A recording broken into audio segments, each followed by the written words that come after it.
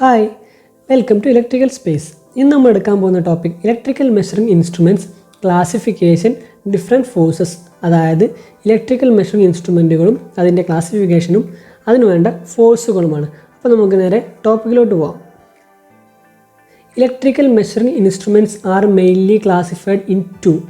അതായത് രണ്ടായിട്ട് electrical measuring instrument രണ്ടായിട്ട് ക്ലാസിഫൈ ചെയ്യാമെന്ന് പറയുന്നത്. ഒന്ന് absolute instruments and secondary instrument. അപ്പോൾ രണ്ടെണ്ണം പറഞ്ഞു, ആബ്സല്യൂട്ടും സെക്കൻഡറിയും. അപ്പോൾ നമുക്ക് ആദ്യത്തെ നോക്കാം, absolute instruments. These instrument give the value of quantity to be measured in terms of deflection and instrument constant.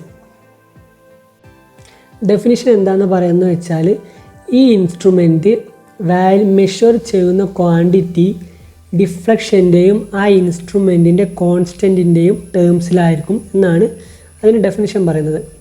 അപ്പോൾ നമുക്കതിനൊരു എക്സാമ്പിൾ നോക്കാം, ടാൻജൻറ്റ് ഗാൽവനോമീറ്റർ. അടുത്തതാണ് സെക്കൻഡറി ഇൻസ്ട്രുമെൻറ്റ്. അതെന്താ നമുക്ക് നോക്കാം. Secondary instrument, in the instruments the value of electrical quantity to be measured can be determined from the deflection of the instruments on the calibrated dial. These instruments should be calibrated in comparison with either an absolute instrument or with one which has already been calibrated. ഈ instrument measure ചെയ്യുന്ന quantity deflect ചെയ്തിട്ട് ഒരു calibrated dial ഉണ്ടാവും. അത് വെച്ചിട്ടാണ് നമുക്ക് അതിൻ്റെ quantity കാണിച്ചു തരിക. അത് പിന്നെ അടുത്ത പോയിൻ്റ് എന്താണെന്ന് പറയുന്നത് വെച്ചാൽ, these instruments should be calibrated in comparison with either an absolute instrument or with one which has already been calibrated. ഈ ഇൻസ്ട്രുമെൻറ്റ് ഒരു ആബ്സല്യൂട്ട് ഇൻസ്ട്രുമെൻറ്റോ അല്ലെങ്കിൽ ഓൾറെഡി കാലിബ്രേറ്റ് ചെയ്ത് വെച്ചൊരു ഇൻസ്ട്രുമെൻറ്റുമായിട്ടോ കമ്പാരിസൺ ചെയ്യും എന്നാണ് പറയുന്നത്. സെക്കൻഡറി ഇൻസ്ട്രുമെൻറ്റിനെ നമുക്ക് ക്ലാസിഫൈ ചെയ്യാം. ഒന്ന് ഇൻഡിക്കേറ്റിംഗ് ഇൻസ്ട്രുമെൻറ്റ്സ്, രണ്ട് ഇൻ്റഗ്രേറ്റിംഗ് ഇൻസ്ട്രുമെൻറ്റ്, മൂന്ന് റെക്കോർഡിംഗ് ഇൻസ്ട്രുമെൻറ്റ്. അതാണ് അതിൻ്റെ 3 ക്ലാസിഫിക്കേഷൻസ്. അതിന് നമുക്കൊന്ന് ഡീറ്റെയിൽ ആയിട്ട് നോക്കാം അതെന്താണ് സംഭവം എന്ന്.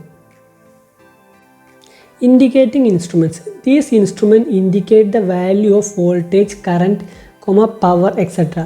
അതായത് ഈ ഇൻസ്ട്രുമെൻറ്റ് കറൻറ്റോ വോൾട്ടേജോ പവറിനെ ഇൻഡിക്കേറ്റ് ചെയ്ത് കാണിച്ചു തരുമെന്ന് പറയുന്നത്. നമ്മൾ സാധാരണ ഇപ്പോൾ ലാബിലൊക്കെ കാണാറുണ്ട്, ammeter, volt meter, watt meter. ഇതൊക്കെ നമുക്കൊരു ഡയൽ വെച്ച് ഇൻഡിക്കേറ്റ് ചെയ്ത് കാണിച്ചു തരും. അങ്ങനത്തെ ഇൻസ്ട്രുമെൻറ്റിനെ പറയുന്ന പേരാണ് ഇൻഡിക്കേറ്റിംഗ് ഇൻസ്ട്രുമെൻറ്റ്. അടുത്തതാണ് ഇൻ്റഗ്രേറ്റിംഗ് ഇൻസ്ട്രുമെൻറ്റ്.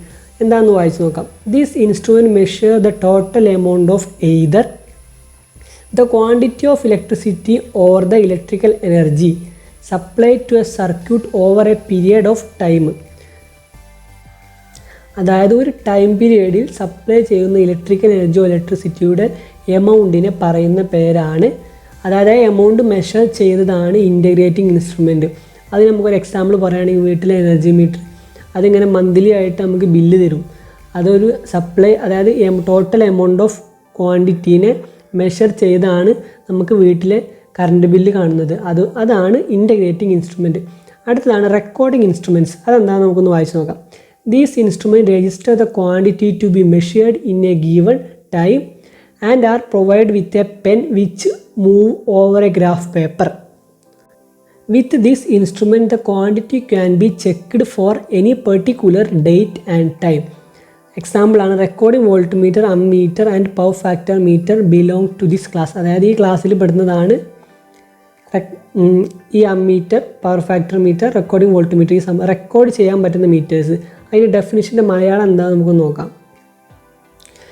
അതായത് ഒരു ഗീവൺ ടൈമിലുള്ള ക്വാണ്ടിറ്റീനെ രജിസ്റ്റർ ചെയ്യുന്നതാണ് റെക്കോർഡിംഗ് ഇൻസ്ട്രുമെൻറ്റ്. അതായത് നമുക്ക് പെർട്ടിക്കുലർ വാല്യൂവിനെ രജിസ്റ്റർ ചെയ്തു വെക്കാൻ പറ്റും. And are provide with a pen which move over a graph paper. ഒരു പെന്ന് പ്രൊവൈഡ് ചെയ്യുന്നുണ്ട്, ഗ്രാഫ് പേപ്പറിലൂടെ മൂവ് ചെയ്യുന്ന ഒരു പെന്ന് ഇതിന് പ്രൊവൈഡ് ചെയ്തിട്ടുണ്ടെന്നാണ് പറയുന്നത്. അടുത്തതാണ് നമുക്ക് forces required for an instrument. അതായത് ഒരു ഇൻസ്ട്രുമെൻറ്റിന് വേണ്ട ഫോഴ്സുകൾ. ഈ ഫോഴ്സസിന് നമ്മൾ ടോർക്കെന്നും പറയും കേട്ടോ. അപ്പോൾ നമുക്ക് നോക്കാം, 3 ടോർക്കാണ് ആവശ്യം. Deflecting torque, controlling torque, damping torque. First നോക്കാം deflecting torque. This cause the move system of the instrument to move from in zero position. It will happen when connect to the supply.